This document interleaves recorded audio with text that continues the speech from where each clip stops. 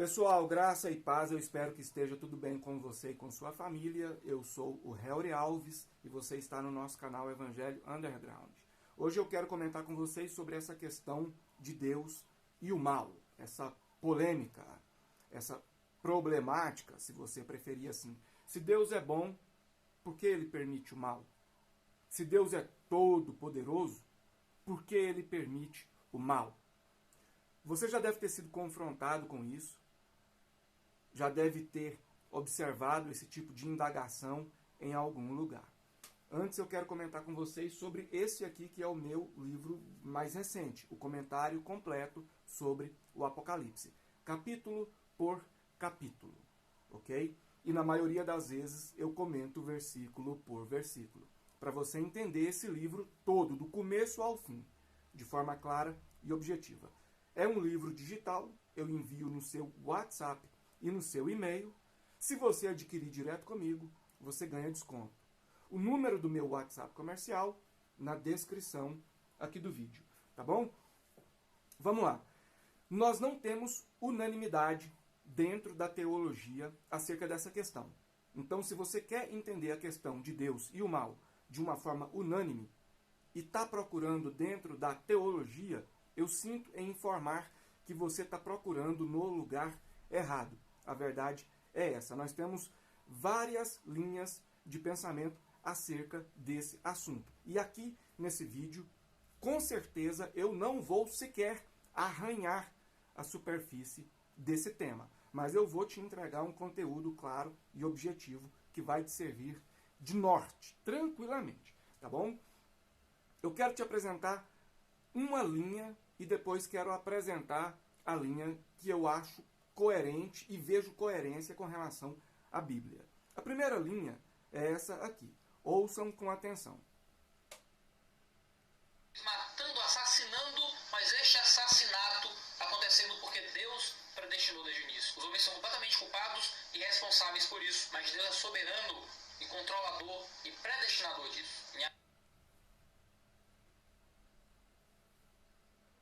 Ele organiza a história de uma forma que certas decisões serão tomadas, mas de uma forma que ele não é o responsável moral por essas atitudes. Ele não participa do pecado, ele não age de acordo com o pecado, ainda que ele preordene a existência do pecado.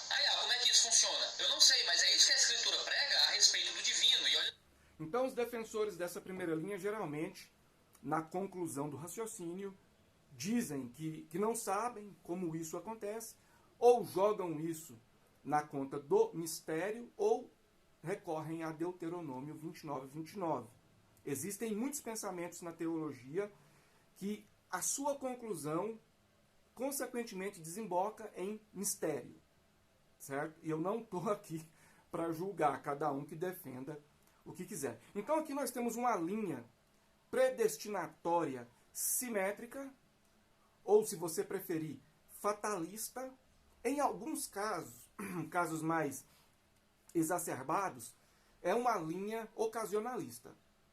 Mas trata-se da minoria. Tá bom? Então aqui nós temos essa linha fatalista, que geralmente culmina em mistério. Certo? E dessa questão toda envolvendo o mal, nós temos Epicuro, nós temos a Teodiceia e nós temos várias linhas de raciocínio. E agora eu quero apresentar a segunda, que é a que eu concordo, a que eu vejo coerência bíblica. Essa linha de pensamento também não é unânime. Como eu disse no começo do vídeo, você não vai encontrar unanimidade na teologia acerca desse assunto.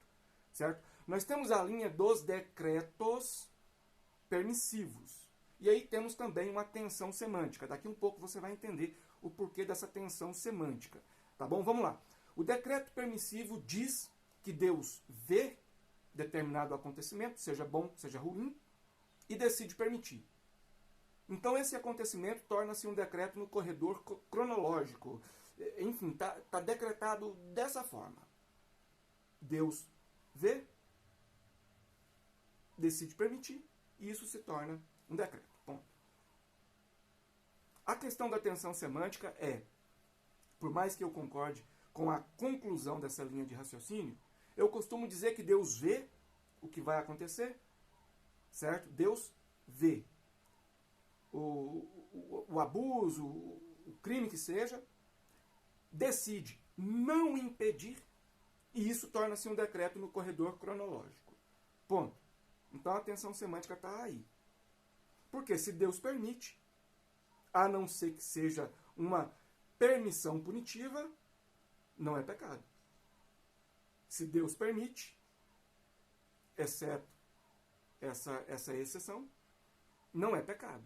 Por exemplo, se Deus não proibisse Adão de comer o fruto do conhecimento do bem e do mal, e Adão, porventura, visse o fruto e comesse, seria pecado? Passou a ser pecado a partir do momento que Deus proibiu. Ok? Então, eu não uso essa questão do decreto permissivo, no sentido de Deus ver e decidir permitir. Eu entendo que Deus vê e decide não impedir. E então o acontecimento ruim, porque nós estamos falando do mal, torna-se um decreto no corredor cronológico. Ok? Se eu não me engano, é o Arthur W. Pink, Arthur Welton Pink, né, que vai trabalhar mais essa questão aí. E existem outros também, claro. Aqui, como eu disse, nós não vamos conseguir arranhar a superfície do assunto. Mas vamos para o bloco final. Tá, e por qual motivo Deus é todo-poderoso e decide não impedir o acontecimento desse crime, desse abuso, sei lá? Bom, aí nós temos que recorrer à Bíblia. Porque quando nós falamos do Deus bíblico, do Deus judaico-cristão, nós temos que recorrer à Bíblia. Eu não posso tirar uma conclusão de você com base naquilo que os seus inimigos e detratores falam de ti. Eu quero entender algo a respeito do Deus judaico-cristão, preciso recorrer à Bíblia.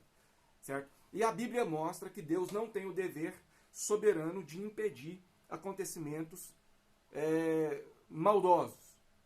A Bíblia mostra que o homem tem o dever de não cometer esses atos. Então eu não posso inverter a ordem das coisas. Lá no Gênesis, Deus tinha o dever soberano de impedir Adão de comer o fruto proibido? Ou era Adão que tinha o dever de não cometer aquele erro? O dever recai sobre Adão. Ok? Recai sobre ele.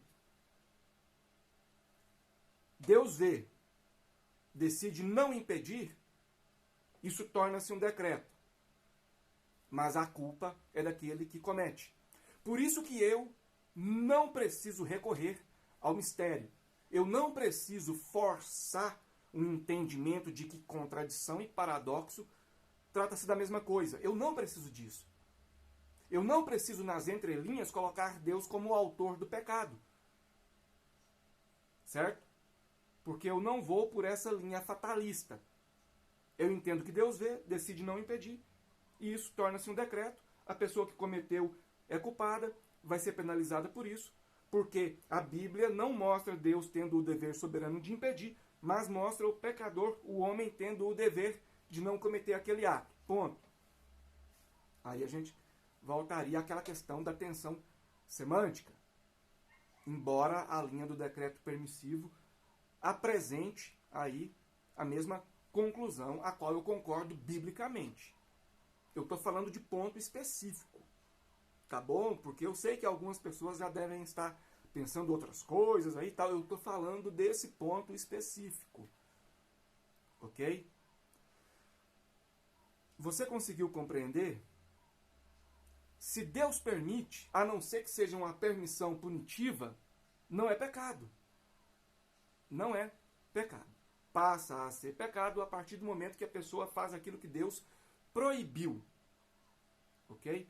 Bom, eu poderia entrar aqui em outros aspectos. Pessoal, se você gosta desse tipo de conteúdo, que não fala sobre polêmicas e tretas entre ícones do meio gospel contemporâneo, se você gosta de um conteúdo assim um pouco mais didático, um pouco mais técnico, um pouco mais teológico, embora aqui a gente agiu de forma bastante superficial, se você gosta desse tipo de conteúdo, deixe aqui nos comentários, tá bom? A sua opinião. Ok? Eu tenho outros livros, caso você queira, são livros digitais, eu envio no seu WhatsApp e no seu e-mail. Adquirindo direto comigo você ganha desconto. O meu WhatsApp comercial vai estar aqui na descrição do vídeo. Eu tenho, por exemplo, o livro de minha autoria, comentário completo sobre o livro do profeta Daniel com foco nas profecias. Você vai entender tudo. A historicidade, o teor preterista, futurista, tudo sobre as 70 semanas, tudo. Ok? Tenho o livro Tudo sobre o Pós-Morte, biblicamente falando. Ok? Você também vai entender tudo. Nesse livro sobre o pós-morte eu comento vários assuntos: tricotomia, dicotomia, dualismo, holismo, aniquilacionismo revisado, sono da alma, imortalidade, consciência da alma após a morte, purgatório, criacionismo da alma, traducionismo da alma, muitas coisas, certo? Repito, adquirindo direto comigo você ganha desconto, tá bom? Espero que você tenha entendido. Foi um vídeo curto em comparação aos vídeos que eu costumo postar aqui no canal. Muito obrigado, que Deus continue te abençoando e abençoando toda a sua família. Até a próxima!